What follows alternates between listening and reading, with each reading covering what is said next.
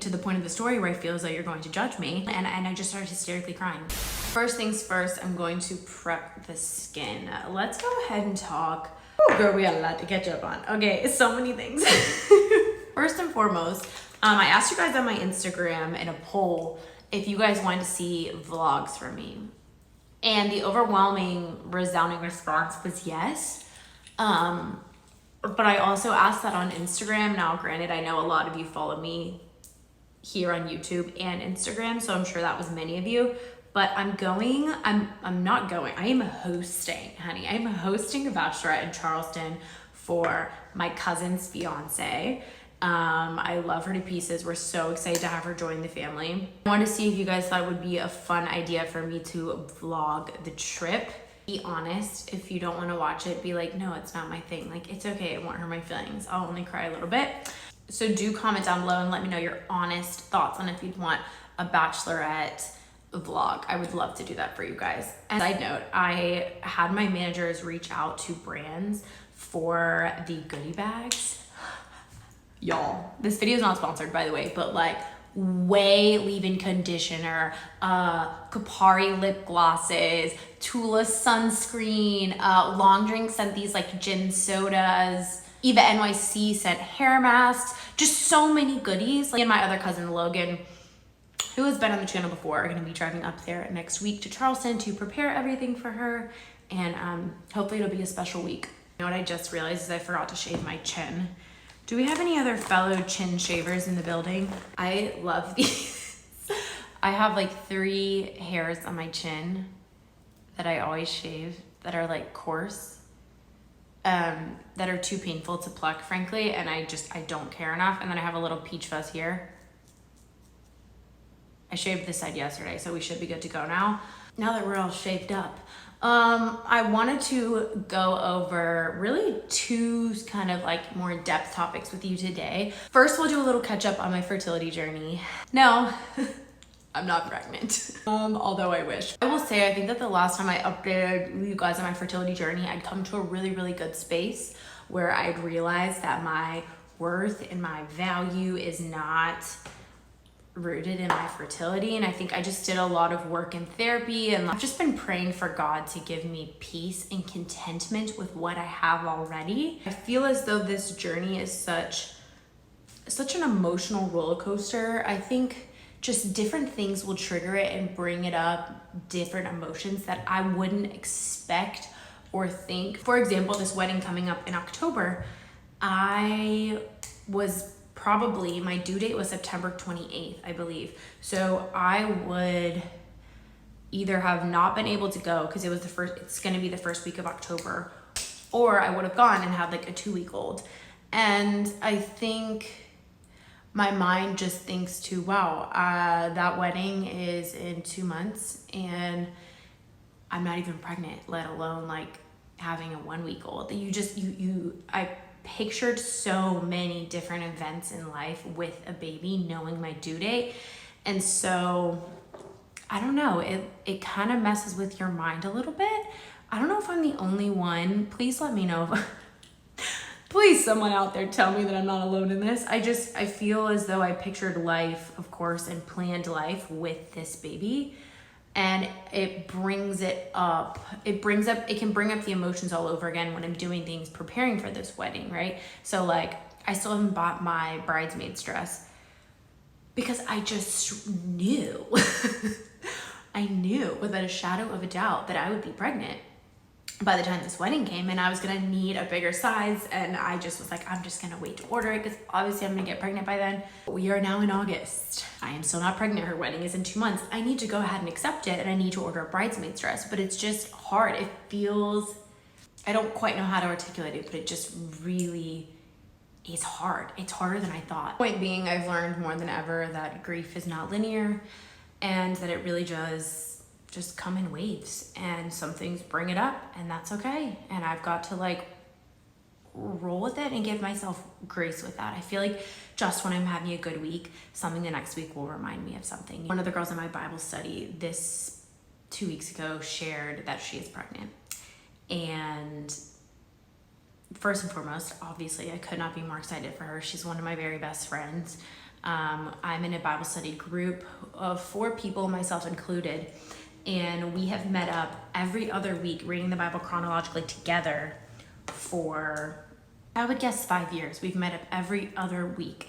And so I was so excited when she shared this information, obviously, but in the same breath, hearing the words like, I'm pregnant, I think I could have done a better job processing it maybe if I had known in advance. She did nothing wrong whatsoever. I just think for me, myself, and I could have processed my own grief and emotions and sorrow for myself so that then in the moment I could have just focused on her, if that makes sense. Getting to the point of the story where I feel as though you're going to judge me, while we were all sitting there, we were all talking about everything, showing us how she shared the news with her parents and like just different pictures and videos. And, you know, of course I'm smiling and so excited and all the things. And then she was explaining that they had a trip coming up, that was out of the country, and she was going to wait and put the trip off, because she's still in the first trimester just in case something happened. And I immediately, it took me back to my first trimester loss and just immediately made me think like, I don't know, it just kind of set like a panic through me, like worrying about it happening to her and then just thinking about my own. And I just started hysterically crying. And I just kept saying, I was like crying. And of course they all came and like lovingly put their arms on me and were so wonderful. And I was just like, I'm so sorry. I'm not trying to make this about myself. I'm not trying to make this about myself. Like, this is your moment. I am so happy for you. I am not trying to make this about myself. Like, please stop comforting me and let's celebrate her. And of course, they're just like the best girls in the world. And they're like, it's okay. Like, you're allowed to be sad and be happy. If you are also on this journey, I want you to know that your emotions, your feelings, everything is valid, but also just to give yourself that grace of like, it's okay. It's okay. We've got a good base here. I need to blend everything out and then we will powder this baby in. I have literally no idea why I'm doing my makeup. I'm going absolutely nowhere. Fun fact, I have COVID and I do believe my husband is upstairs with COVID as well. He came home early from work today and he's the type of guy who's like, I'm not sick. And I'm like, okay, then why'd you come home early from work? And he's like, because I just feel a little weak today. And I'm like, yeah, because you're sick. So he's upstairs resting. I'm like over the hump on the up and up, but still definitely not at my peak. I apologize if my voice sounds tragic. Okay, and then I wanted to just share something really crazy that I know those of you who have experienced pregnancy loss understand, and I just need to share this with someone that also understands me. The crazy thing that I wanted to confess to you, and hopefully have just one person confirm that I'm not crazy, is that every single month I convince myself I'm pregnant. Like, babe, every single month. I'm not exaggerating. Every single month I convince myself. The absolute worst part is that PMS and pregnancy symptoms are almost identical. And so it's like, ooh, my back is killing me. Oh my gosh, I'm pregnant. Like, no, my back always hurts before my period comes. Literally always, right? I have 2 breakouts. I think you can see it, a breakout here and a breakout here. This one's more hidden. This one's kind of bumpy. And I'm like, oh my gosh, I'm breaking out. Oh my gosh, I remember I broke out. I haven't broken out in a while, but I did break out the month I got pregnant last time. Oh my gosh, you know, like you think all these things. And I feel like I do this to myself every month with like different symptoms. And it's truly the worst. I don't know why I do this to myself. It's horrible, but I need for someone to confirm that this is normal. Please, even if it's not, I just need someone to tell me that it is. And then like every month I'm devastated. It's like, what? Like, why do I do this to myself? Okay, I think I put on way too much blush. This is, yeah, definitely way too much. Lord have mercy. This is the Flower Beauty. It's like $10. It's delicious. It's the most beautiful color. This is in the shade Wild Berry. It's stunning. It would also be really stunning on a darker complexion. But I should have used just a little bit for my skin tone, but don't worry, we're gonna work this in somehow. some way. Okay, cute, right? It might still be too much. Listen, I don't care at this point, okay? Okay. Next thing I want to talk to you guys about is this hot take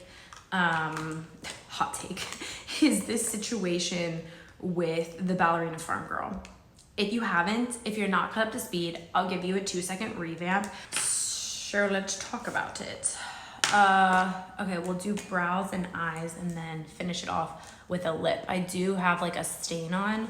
I have the Milk Makeup stain plus a lip liner as my base. So honestly, I might just leave that as my lip for the day. But there's this new lipstick I wanted to try out. If you're fully into the ballerina farm lore, like, I apologize if this is a poor job, but hear me out. This is my 2-second hoorah. There is essentially an Instagrammer and TikToker, I do believe, who makes content surrounding her life on her farm. A little bit about her, I believe that she is a Mormon living in Utah. She used to be a ballerina. She got a full ride to Juilliard. So she is incredibly talented, right? To my understanding, met her husband, who I actually think his name is Daniel, and fell in love, got married, and kind of decided to go a different route. I believe that she followed his career instead of kind of following her dreams. They have now had 8 kids. They live on this incredibly beautiful farm. Their house is like insanely gorgeous. She churns butter. She does like farm stuff, you know, like she collects eggs and all this stuff, right? And there was an article by I think the Times. The article essentially had a spin on it of essentially portraying her as oppressed, as dimming her light to have her husband shine, that she did not go on to pursue her dreams, and that she instead became a mother to 8 kids and like set her dreams aside, and just like how sad of a story this is, that she's like this oppressed woman.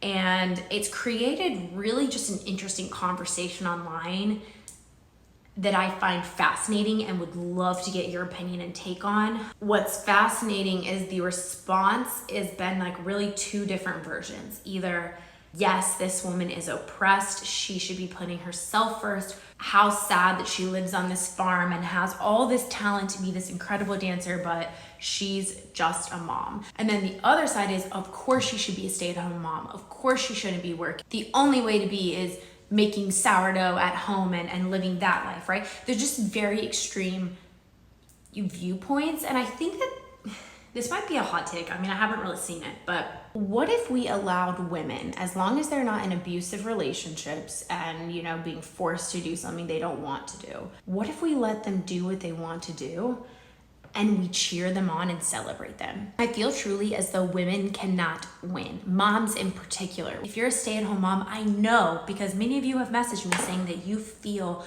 so judged by working moms. You feel like, oh my gosh, she's just a mom, she's not working too. Oh my gosh, she gave up on her career, she just focused, all she does is talk about babies. She's just a stay-at-home mom. Then on the other side, right, because I've heard this from the working moms too, is these women feeling so judged. Oh my gosh, how could you not stay at home with your kids? How dare you focus on your career? How dare you not put your kids first? How could you miss these moments? How could you not be at home with them? It breaks my heart because most of the time these conversations are coming from women to each other. This is my opinion. Thank you for asking. What if, hear me out, we celebrated grown women making decisions for what is best for them and their family? Can't we just celebrate them both? Can't we think that they are both amazing women, amazing moms, cheer them on, that they're both doing what they think is best for their family, for their finances? Not everyone has the luxury of not being able to work if that is what they want to do. I wanted to speak about this. I wanted to get y'all's opinion because I've really only heard, and I think that that's common with social media, but I've really only heard the extreme opinions. I haven't heard a lot of just like, let's support whatever people want to do in the middle. And I'm curious to hear your thoughts on this topic. Okay, I need to stop talking so I can do my eyeliner. It's a wrap at this point. I feel cute. I'm actually grateful that I did this. I needed to, like, you know, pick myself up a little bit today after sitting on my couch for 4 days being sick. I love you. I hope you have a fabulous day. And until next time, I'll see you soon. Bye, y'all.